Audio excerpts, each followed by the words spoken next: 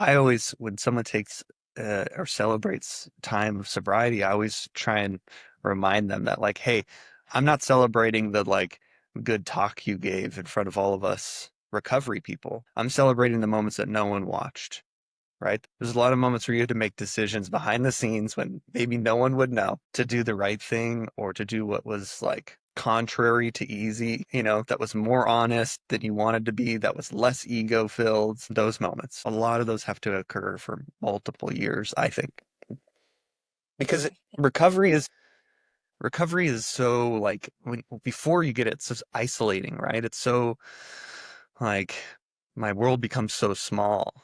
And I think that if we practice, you know, principles of like kindness, honesty, right? Commitment, we show up, accountability. When we do that stuff, we open ourselves up to a humongous life, right? Doors open everywhere.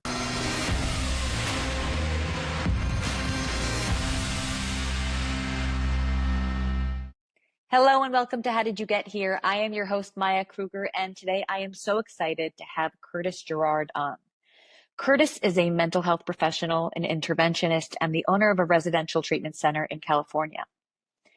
Kurtis knows pain intimately. He also knows about rebuilding and recovery. His story is one about finding hope, losing a spouse, and rebuilding a life of meaning. And now he is recently married and expecting his first child and helping people find meaning in their own lives. So without further ado, here is my conversation with Kurtis Girard. Enjoy. Yeah, which is in Palm Springs. I've opened up a adult substance use treatment program, kind of that first step into starting recovery and kind of that transition period from, you know, active use and active kind of crisis and chaos to like, what do we do now? You know, What made you start that? being an interventionist, I place a lot of clients around the country, and um, I've always been motivated by like what are the needs for this particular person, you know? Like there's some themes that show up within our clientele, and but like what is going to be the right fit for this one? I ran admissions teams for a really long time, and so like it was very uncommon to hear like this is my first time ever investigating treatment. And I always questioned myself on like, well, why is that?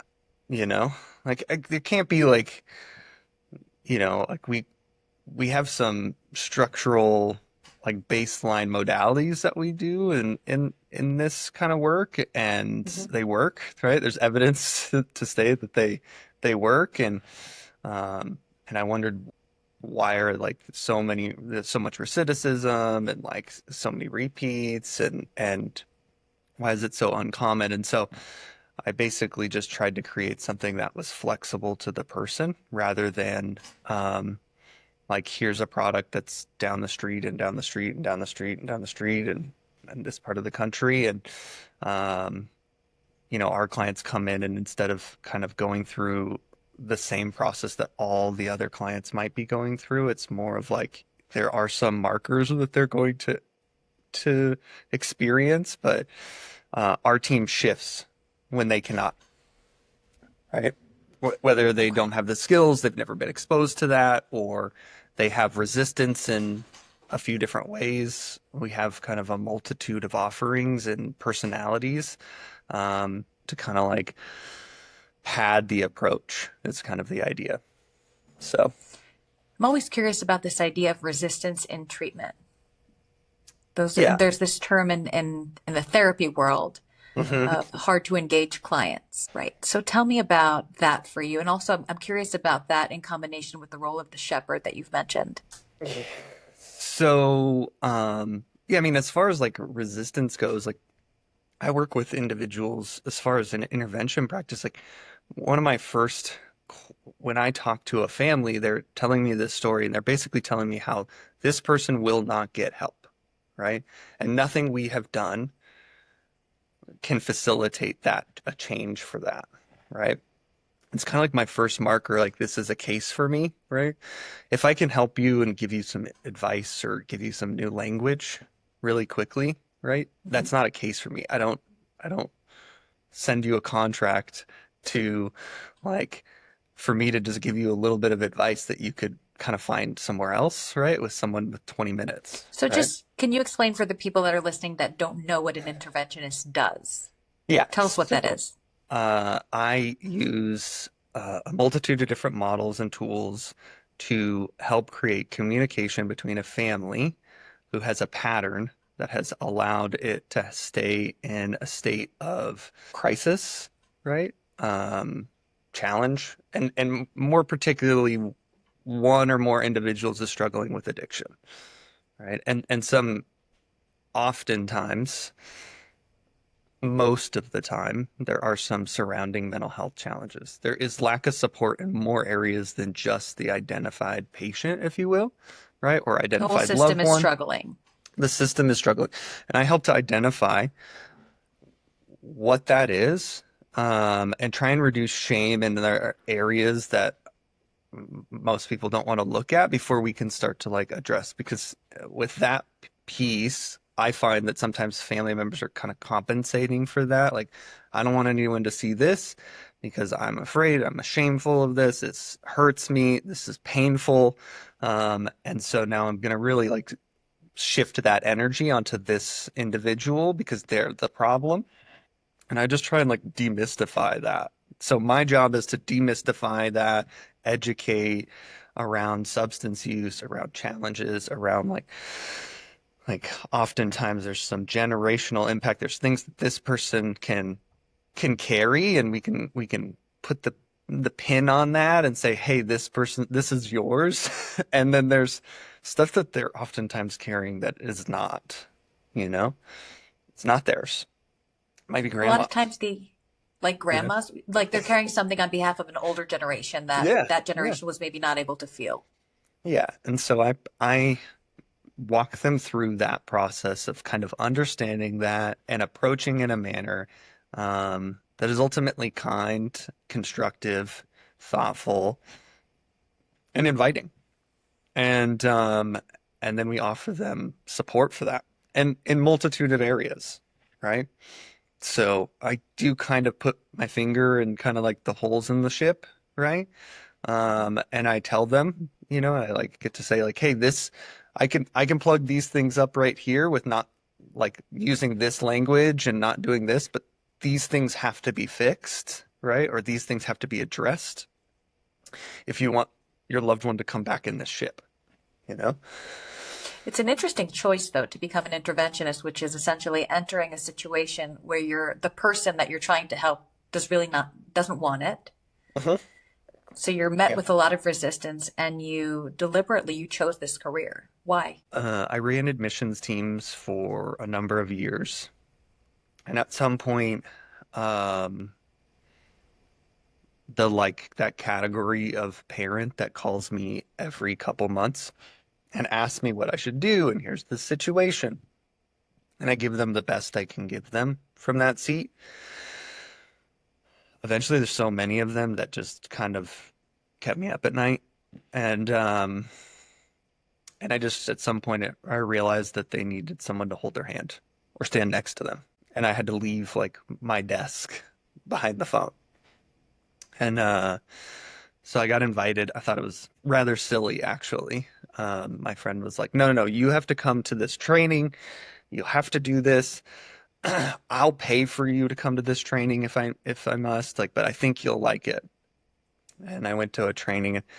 I mean, there was a lot of times where, these families they don't necessarily know what to do. There's stigma. People don't want to talk about this. Everyone knows someone who's struggling with addiction or has, but yet we don't ever talk about it constructively. Often. What do That's you mean? that's What do you mean by constructively? you know, it's either from a place of like really sadness or like this person is morally really off the beam, right? Yeah. There's a lot of And moral often, judgment about addiction, for sure. yeah, and I think we get a lot of like um advice that can be pretty harsh and it can be pretty like broad brush. you know?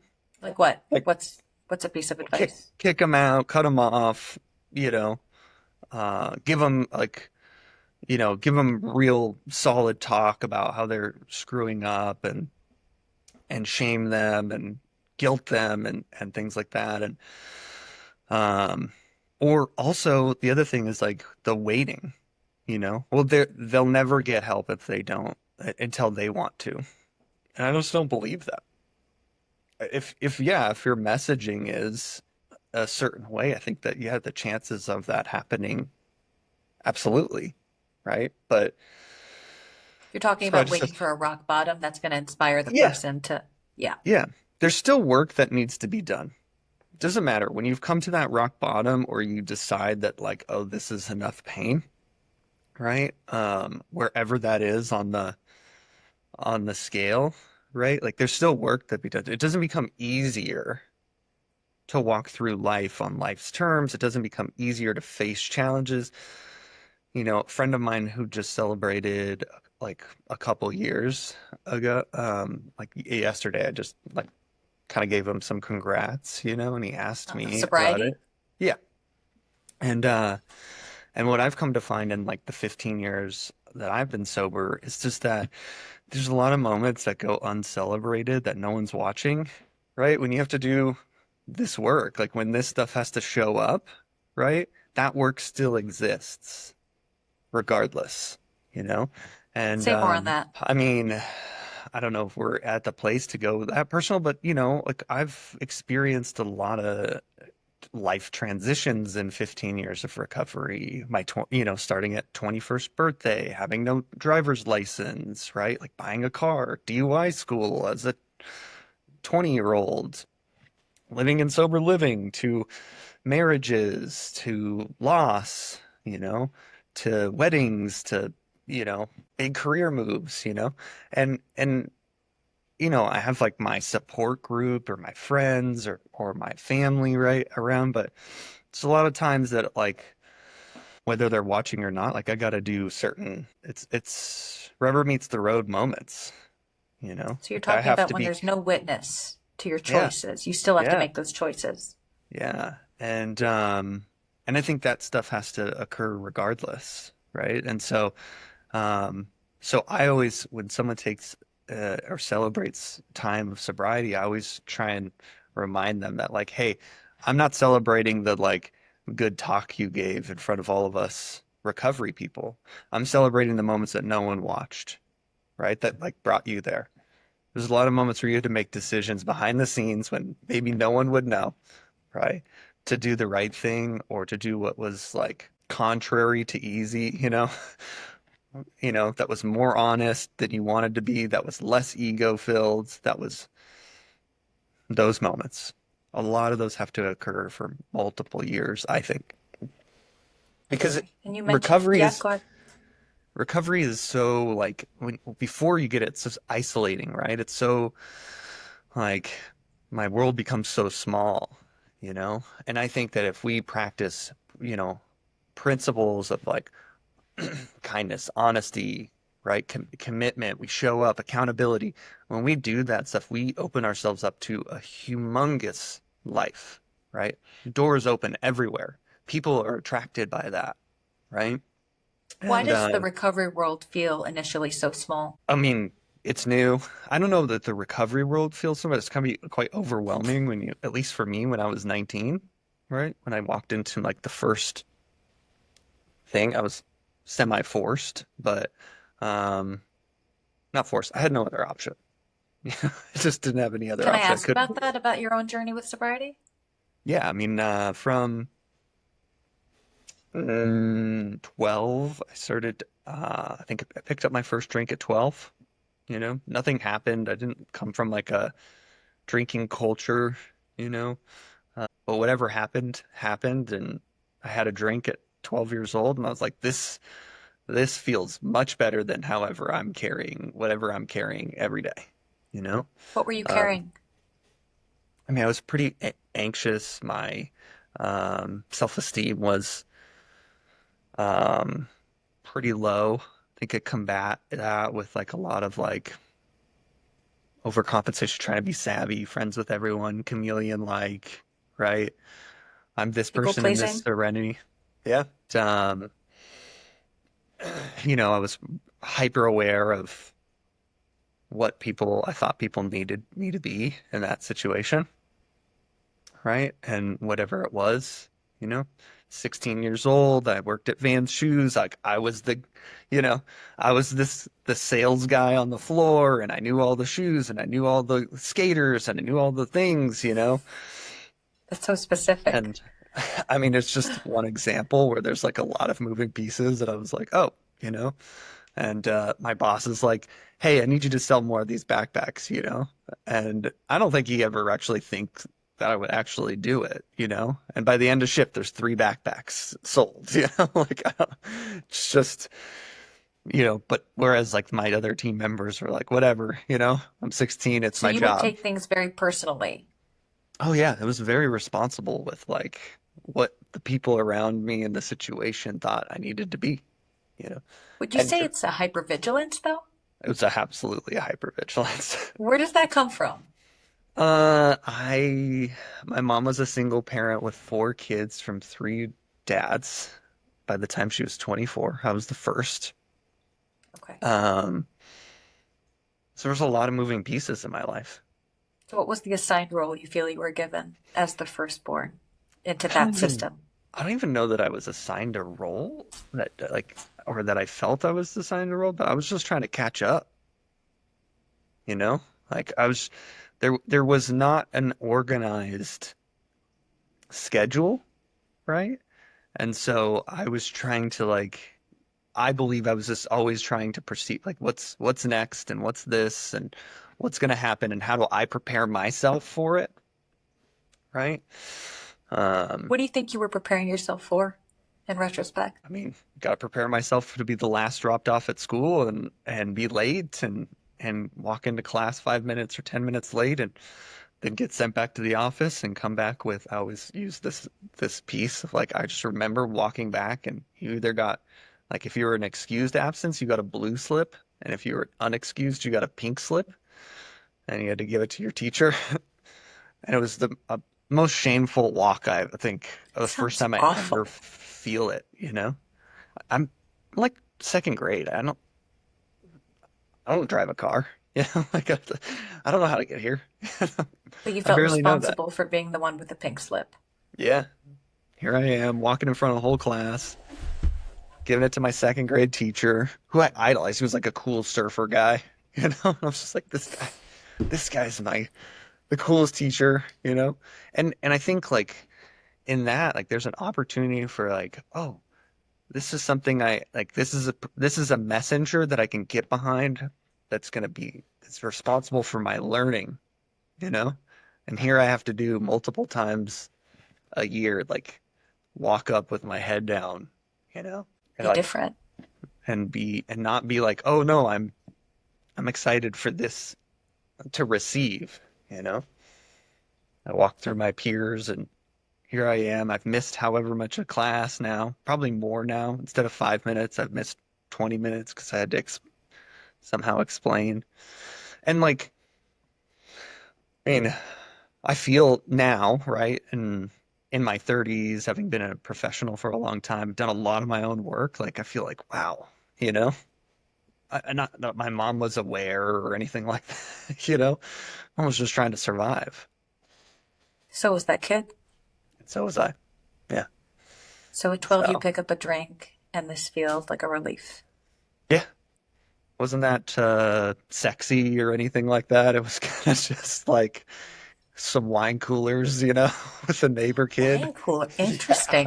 Okay. Yeah. And in 6th grade, I thought I was the coolest thing ever. I thought it was the coolest thing ever. And I just, you know, fast forward, I'm going into high school and smoking weed and fast forward then like I'm really partying. I get caught and arrested at 14 For for what? smoking weed. And so kind of like the heat was on, you know? And so then like that hypervigilance, right? Is now like, now I can't get caught. Now I got to do this. And now I'm just trying to figure out ways to, never did it occur to me that I should just hang it up and maybe not.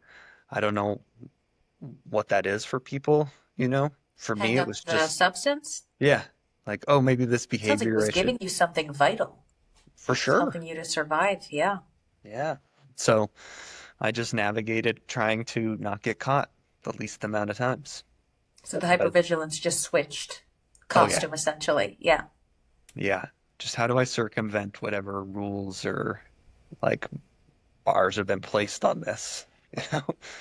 And by the time I was 19, I was in the middle of, well, by the time I was 18, I was in the middle of my senior year and I came home. My mom was married. I had a stepdad at the time and he was really great. He still is, you know, it's my bud. He's still And there. yeah. And, and my perception had just been so skewed. And I remember I got caught again and he just was like, you've got little siblings. Like, you can't do drugs in our house, you know? Like, you're not a good example. But what I heard was, you can't live here because that wasn't an option for me, you know? What did that feel like? I felt like, how do I use this story to get my needs met, you know? And so I scooted my friend over to my friend, you know, to my friend's house and scooted this story and learned how to kind of leverage this victim story of like how this is all unfair and how I've been misrepresented and and I lived the rest of my senior year at my friend's house and I actually was a better student after that. Were you still using? Absolutely. And it was more accepted in that household too.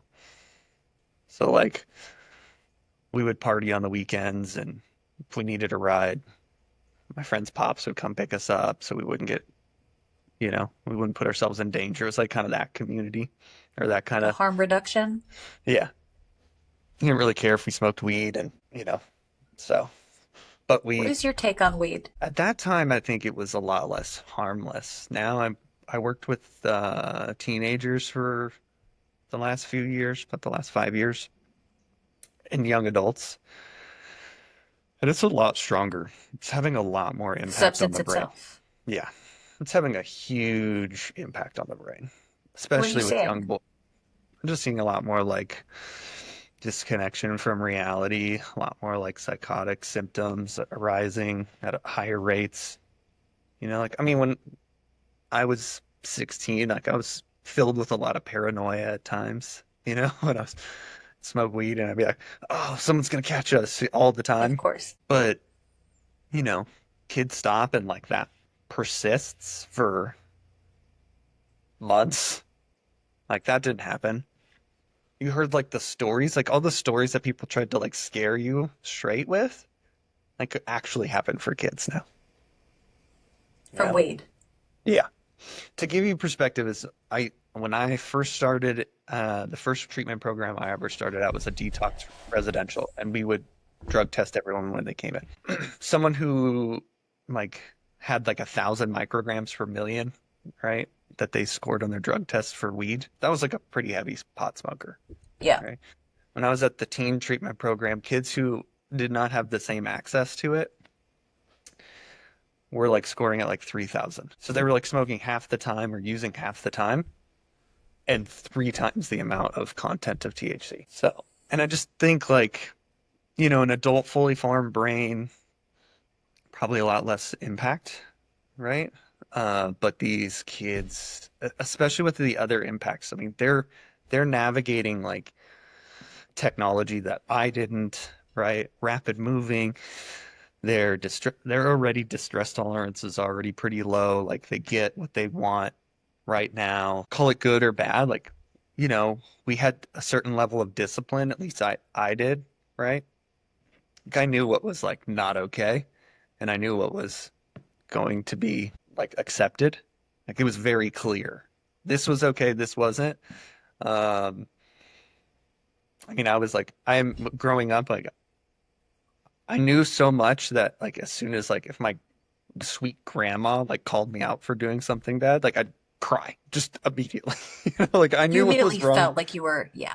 yeah, I knew, You knew it was right? wrong. And I think that like that this generation it's not as clear for them, right? And I get it. I think like before me, like there's definitely a group of kids that I mean that was way too harsh for, right? And frankly, we're kind of traumatized as a result of discipline, but So it's we kind of swung. overcorrected with this generation? Yeah, I think so. Yeah. I think they have more kind of power within the family system. I think they have more agency than their brains can really compute the responsibility of.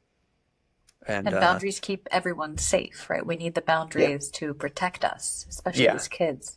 they're very unclear. At least the teens I and families I worked with, and so like that plus this layer of like high impact THC is just not a recipe for success. It's a recipe for like a lot more challenge. What was the So, process of getting sober like for you? And I'm what a was the product. moment where you realized you Yeah. need to get Uh, clean?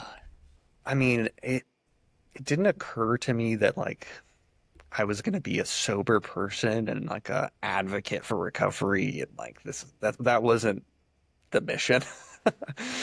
Okay.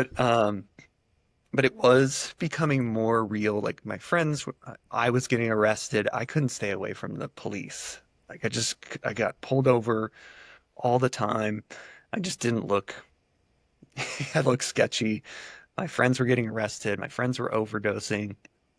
Um, I was pretty strung out on Oxycontin, which is not like it's a hard way to like justify that as being like a party, you know? Um, What do you mean by that? I mean, for me, I was like smoking pills, you know? Like that's what was happening.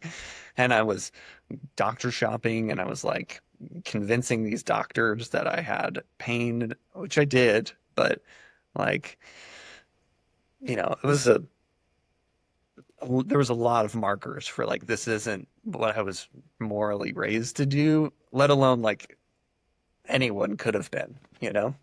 Did you hear And that voice though? yeah.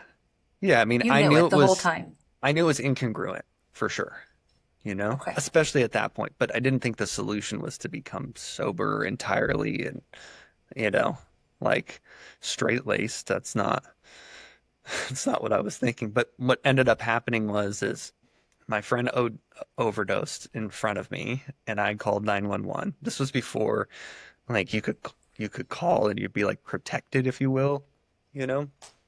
And it's like 2008. So it kind of rocked me and I realized the gravity of it. And he survived by the way, but and then a friend of mine went to prison, like our friend group. And then Um, I basically had nowhere to live and I had no car and I had like exhausted all my resources. And so I called my grandma and with another story of like how I need help and how it's not my fault. And then I was a product of an intervention like a week later. And not like a professional intervention. Like my grandfather talked to a bunch of treatment centers and got as much information as he could. And like where there's a will, there's a way, and he's gonna go and persevere. That's just the kind of guy he is. And here I am, you know, being Passing it offered to go forward. to treatment. And so I went to treatment. And like I'm a firm believer people can get sober in a lot of different settings, you know, a lot of different settings. I'm very lucky that there's a lot of reasons for why like this milieu or this group in treatment, you know, like shouldn't have worked for me, you know? And I'm really good. Like I said, I'm that chameleon. I'm like the perfect patient in treatment. Like everyone, like I'm the one that gets to stay up past curfew and hang out with the technicians. Like I'm the one that gets out of certain groups because I don't need them by my personality. And You're persuasive and you can read the room. yeah, yeah. I Is remember that to your them. detriment, though? It can be. I don't know. It can be sometimes. I mean, at that time, it was definitely not like I should have engaged in all parts that were offered, right? Like if I was a practitioner, right, I'd want someone to do that. However, right, i- in contrast to like what I do in our treatment program, right, when we talked about resistance, the problem with addiction clients and like quote unquote a resistance is I'm not doing that, right? And so if I'm not going to do that and you force me to do that, I'm not doing anything and I'm leaving, right? And the stakes are high, especially with fentanyl, especially with like the things. The stakes are much higher today. So actually, therapeutically, right? Like they could have actually just been like, oh, he's not going to vibe here and we're going to get one-on-one time with him. Because I was never like, you got to hang out on the couch and kick my feet up and take a nap instead of go to that group. I'd like I'd go to the Costco run with them, with the techs, and I'd help shop for the whole treatment house, with the techs. And I got one-on-one time with a guy who was in long-term recovery and talked to me about my life. And um, one day I went with them to pick up another patient who had a court date in my hometown. And I was like deathly afraid. I was like, there's no one, I don't know anyone who doesn't use, I can't go anywhere and not see someone I know. Like, how am I supposed to like avoid this? And so they put me in the car, and 30 minutes down through the drive, I'd be like, "Well, where are we going?" They're like, "Oh, we're going to your hometown." And I was like, "Oh, you know." And it's still that today. I went to 7-Eleven I was at my parents' house on Saturday, and we had to go get like we were barbecuing, and the propane was empty, so we went down to 7-Eleven to get propane. There's a guy I went to high school with and partied with. I see run into people I know everywhere. How do you handle that nowadays? Now it's fun because I've been What's the fun part? clean and sober for so long, So you don't like it's like identify with that. yeah, I mean it is whatever, you know. So, but it's great. I mean, it's a little bit more awkward now that I'm a practitioner, right? When I like see I I took my now fiance, we were dating. I took her to like a fair, right? And there I run into a husband and wife I had intervened on like 6 months prior. I was still kind of managing their case a little bit from the back end. Okay. So it was fine. So, Okay. So I you mean, found I ways don't, to tolerate it. I mean, it's a personal part of your world, but it's also a professional part of your world. You're yeah, around people that are in recovery or seeking or needing recovery. yeah. So you haven't really left that space, which is always really interesting for me when I speak to practitioners. That I have this theory that people in this field don't go into it because their life has been easy or simple or void of hmm pain. hmm And we still find ourselves in situations where we're in the presence of tremendous pain a lot of times. And that's I always remember, curious to me. Go ahead. oh, I remember being, I got sober at 19. I'd be in like recovery meetings, and like a year later, luckily for me, there was not a lot of teenagers in my town that were thinking that was a good idea. It was like I was a little ahead of the curve from like it getting really bad problem for our community. And but a lot of the older folks would kind of just send me anyone that was young. They'd be like, "Oh, you need to call this guy." And so I get a lot of opportunity to just kind of be helpful and be like a, a different version, welcoming them to it. But I remember like someone I knew who I used to get high with and I used to party with, they walked in and were like, "Oh, dude, what's up? Like, this is where you've been? We thought you like, we don't know what happened to you. You just like we were off the face of the planet." And I remember that being like, "Oh, wow, like I could be a little bit of a beacon, you know? I'm at least a welcoming face, someone that's comfortable for them. That they saw me at a, the worst, the most painful time, and now I don't. There's contrast to that. They can make their own decisions about how that occurred or ask me, you know? But I Do remember you like having that disclose? feeling. What? Do you disclose to the people that you work with that you have your own experience with addiction? Depends if it's valuable. Yeah, I usually don't in the front end.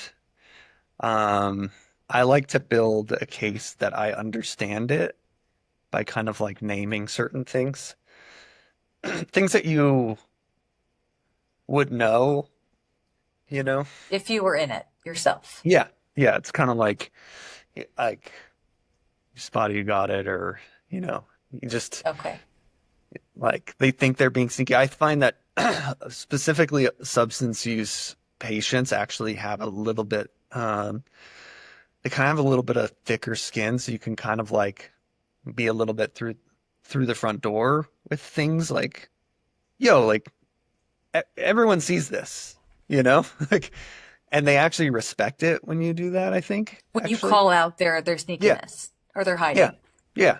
And they're like, oh, dang, but he sees me, you But know? respect for that. Yeah, yeah. And so I like to do that a little bit, but if it's valuable, a lot of the parents I work with, I don't right through the front door, but at some point when they're feeling without hope, you know, I'll be like, hey, here's the deal, you know. The reason That I you get know it. what I'm talking about, not only that I have um, education in the matter and I have specialized training and I have a lot of experience with working with this population. Like I'm a product. I'm experienced it, you know? So I am talking to like I gave a presentation to a group of interventionists one time, kind of the intersection of teen treatment and how intervention, because a lot of interventionists work with teenagers. There's a lot of risk and liability, Yeah. and they don't have as much of like they just don't. There's no steps. It's like 0 to 60 sometimes. It's like through the second story window.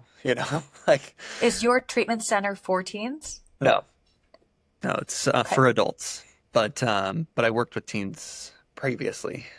Right before that, I had left a teen treatment program to do that. Because what we do in teen treatment on a family work basis in a collaborative and a flexible like model, like how we kind of wrap around a kid, our expectations of how kids have to like you have to meet this bar and you have to behave this way, right? Like are different. And I thought to myself, like, well, why don't we do that with adults? Like most of our addicted patients like started using young, like, there's this theory that like whether it's true or not, that like that's kind of where your growth stops Right. emotionally, The right? age that you started abusing substances is where your brain is. Yeah, but then, a 50-year-old patient like has like, hey, come, get up to this speed day one, right? And then if they don't get there, then it's something wrong with them, right? Like, oh, they're incompliant or not ready, right? And I think we actually give them we just aren't as aware of their skills, insight, right? And um, and so we hold them to a standard that they may not be able to uphold. So I kind of just tried to bring some of those pieces into our adult program of like really like thoughtful, like this person doesn't listen to this music or doesn't speak this language. So like let's have a whole bunch of different options for them. And so when that person finds resistance, like there's just a padded layer of another messenger, another So personality. resistance isn't resistance to recovery or to healing. It's resistance to a certain method that's being suggested, and we have to get creative about what we're Yeah, offering. that's what I think. Yeah. I, Yeah. I, I don't know that that's like a blanket solve all, but I believe that if that mentality is employed, right, that we reduce the opportunity for clients just to not get some messaging, right? Because I think we have to build content within them, you know? Their brain, in my experience, right? My brain was going 1,000 miles a minute for how like I walked into my own intervention with a whole Rolodex of like options for why this I didn't need this, why didn't like I'd been planning for this day for years, Hmm. innately. It's your That's Super how Bowl. clients, that's how clients come to us. Yeah. they're like ready to, oh, as soon as we play the note, that's painful. They've got Hmm. 20 things for why they don't need to look at that or address it or accept it or have any power in walking out of it. We're And I wired though to avoid pain, so I yeah. understand it. But there's a certain brand of pain that I feel it's usually shame based that leads people to use Hmm. oftentimes. Hmm. And when you irritate that place, Yeah. you're going to get that Rolodex in your face, sometimes thrown at your face. Yeah. And sometimes you Yeah. deserve it, right? If you're approaching it from the shame based place. Yeah. I mean, you gotta like knock sometimes. You can't just kick Yeah. the door down. I have a question. Yeah. How present is that 12-year-old that was drinking wine coolers with the neighbor in your daily life? Does he come with you? Is he part of your work? Mm, I mean, yeah, very connected to that little guy, you know, who like if he could just skateboard and surf, um, be better. His life would be a little bit more smooth, and I try and give him a lot of attention. Try and give him a lot more attention than he was accustomed to at that time. And you're going to be a dad yourself soon Yeah, to a September boy. to a boy. How do you feel about that? I'm stoked. I have. Um, I've thought for a long time, probably like 10 years, about what it would look like to be a dad, and So how you've I wanted want to this for a be. long time? Yeah, yeah. And it was more of like, yeah, I just think about all the time about like, especially in our work, I just think about like, what do I have to model? What do I want to model? Right? Like, I didn't listen to much when I was a teenager, but I paid attention to everyone's behavior. You were taking it all in without Hmm. realizing. Yeah. And I know it now. Now it's like I'm sitting in an intervention setting and I'm like, that mom, this, that, and this, all this is happening. And I'm like, I can see it all unfolding in one orchestra. But yeah, I'm really stoked about having a little boy. Um, I know like I feel really responsible for to like just show him like how we love people and how we show up and like how um what being like firmly planted and what strength can look like, like I'm kind of like a like if stature wise, I'm like thin and like I can't, I'm not like the big bulky muscle guy, but um but I think it's like really brave and strong to like express how you feel, express when you've been hurt to people. Um, and someone told me at one period of time, like how we identify, because I also, with this hypervigilance, I used to like be like, okay, here's who I am. So like you can just do what you do with me, and then I can decide whether like we're this is safe or not, or this is good for me. Like just behave the way you're going to, but here's everything, right? Yeah. And of me. And got hurt many times. And so like discernment came later as an adult of like, okay, like this person works really hard to be in my life. Like we can give them all of us, this one doesn't, and maybe we should just be nice and kind and let them walk by, But at the same time in my relationships, like I think it's really brave and important that rather than playing poker with people, like I just show people the cards, especially the ones that work really hard to be that close, like my And you let partner and them I. show you who they Yeah. are. I feel it's like if it's not happening, like it's my responsibility to lead that way, Like, okay, so this is an awkward, uncomfortable thing. Like, no one wants to do this. Someone's gonna have to for this connection to be deepened, right? And on an intimate level. And so, like, here you go. I think that's super brave, right? And so I I think think it's about also those. a new brand of masculinity that Yeah. you'd be teaching your son. Yeah.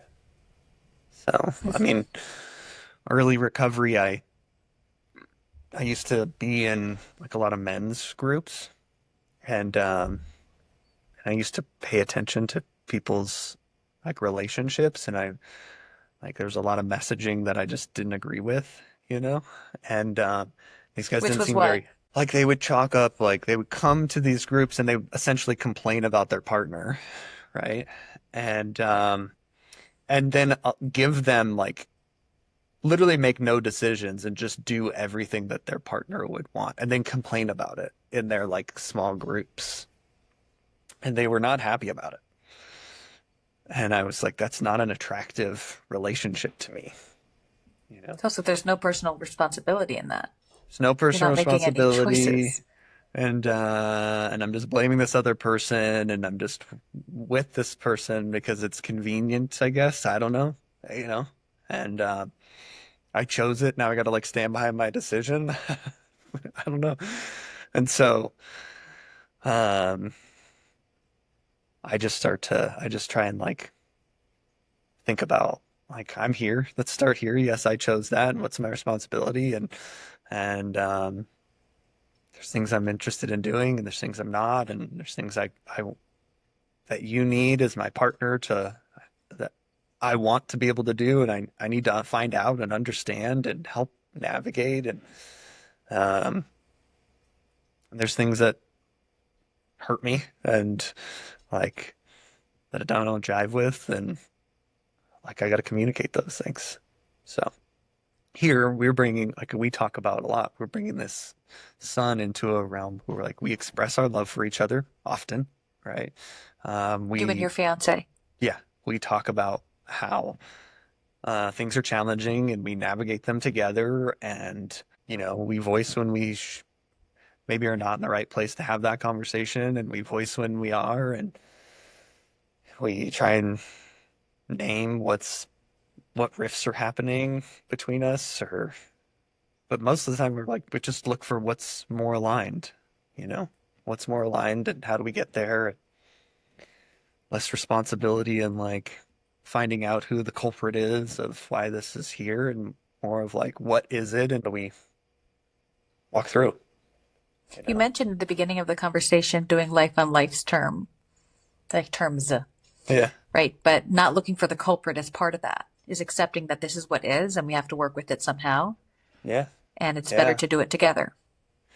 Yeah. And I mean my recovery is that, you know, like I think in recovery groups, like when that's a topic, life on life's terms, it kind of seems like a throwaway, like, oh well, we just maneuver through life. Well, there's been no just like easy sailing through being a teenager who lost everything, who lacked a lot of skills getting sober and maintaining that to an adult professional, right?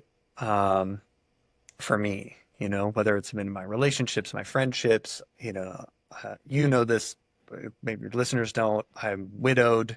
I like, there's no like sailing through a cancer diagnosis, you know, like, Nope. oh, I'm just gonna accept it and like, here we go. Like, that's an active thing to do, you know, and The for act of me, living through it. yeah, yeah, it was very active, you know, and I mean, some high points. Like we had this whole community. We get a diagnosis, a very challenging diagnosis, stage 4 cancer diagnosis, metastasized everywhere. We have to go through a series of treatment modalities, and we move into her parents' house, who one's in recovery and one's in um, Al-Anon, so and also in recovery for difference and the other side of the coin. And me and my her name was Tosh. So me and Tosh Your were, late wife. yeah. And me and Tosh were in recovery. She was 9 years sober. I was 7. Like practicing principles through that and like through all the changes and transitions and feelings, and, you know, like we're adults moving into her parents' house. Like all of a sudden we're, kids again. And, you know, like there's a In a lot lot. of ways, it sounds like choosing pain, but from a conscious place. You're choosing to feel this as opposed to Yeah. numbing when you Yeah. had all the reasons to numb. Yeah. Her stepfather and I talk about, because we're both in recovery and we're buds, and we talk about a lot. Like, we have a lot of reasons to be like angry and mean and, you know, closed off. And now, like, we actively choose not to be, you know? There's some things like when he introduces me, we fish every year, and we go on like a week-long fishing trip. And there's sometimes new people, and we always just say like, he always goes like, "Oh, this is my son," right? Because we don't want to explain like son-in-law and how does this work and what's up with your wife and da da da da I da. find it You know? very moving. I kind of want to cry Yeah. when you say that. There's something very beautiful about that. You also didn't mention your own father when you were talking about your childhood. So I'm thinking about the role that this man plays. Yeah, I mean, my dad, love my dad, great dude, you know. Um, but my mom and my dad did not enjoy each other from the moment I was growing up. I don't think it gave me like the best ability to have a relationship with him, even though he's actually a great person. And Yeah. I'm like a carbon copy of him. Yeah. I look at just exactly like him. So he remarried, and and she came with a son, and then he had his son, and and then they had a son together, and if you just put me and my stepbrother, like you matched us up together, that's our little brother. He's like Wow. equal parts me and my other brother. And I love them. I just didn't, I mean, there's a lot of stuff going on that I think it's nothing that my dad did, but it didn't give us the best platform. Now, my dad picked Bring me me up back to every the other fishing weekend. trip, though. Oh, Bring me to the fishing um, trip because I distracted you. yeah.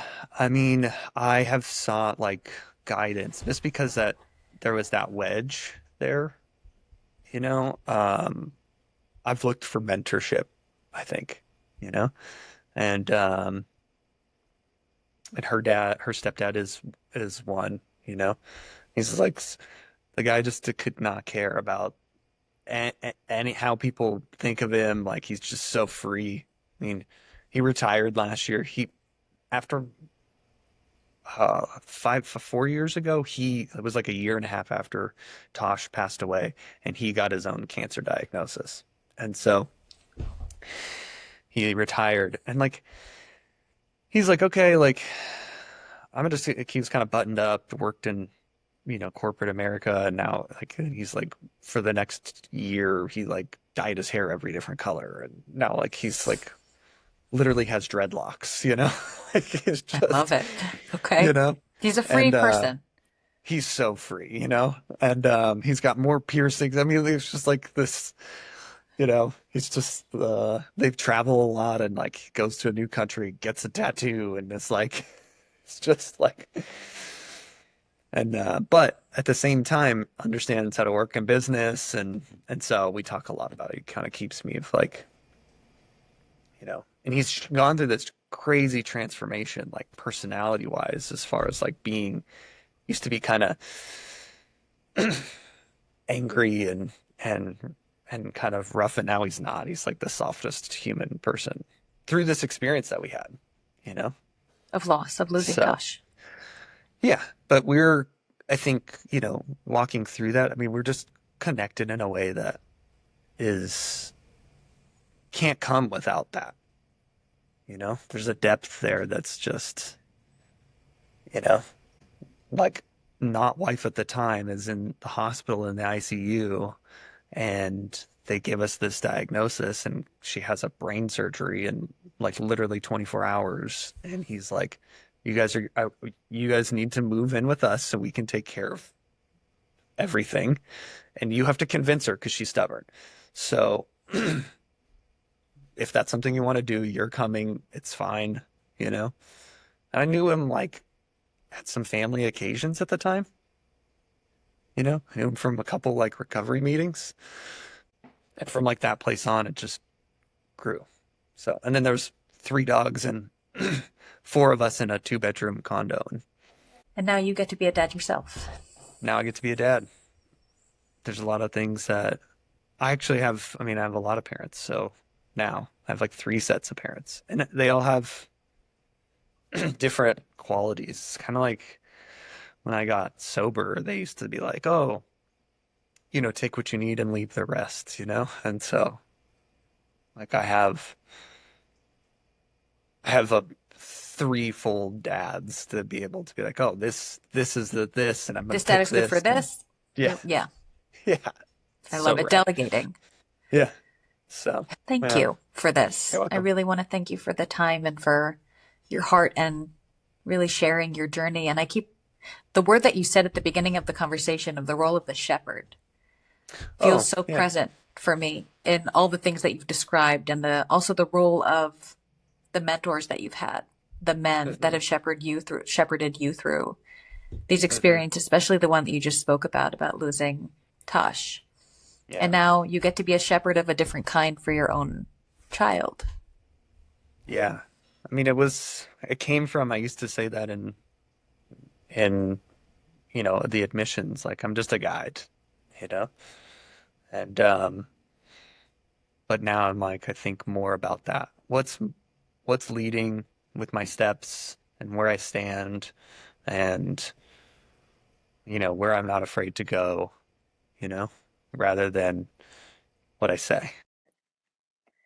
And that was my conversation with Kurtis Girard. It never ceases to amaze me that us humans are able to love again after loss, knowing the risks and still taking them. And if you want to know more about Kurtis, all of his info will be in the show notes. As always, if you have any questions, feel free to leave a comment or send me an email. This has been How Did You Get Here? I am Maya Kruger, and thank you for listening. See you next time.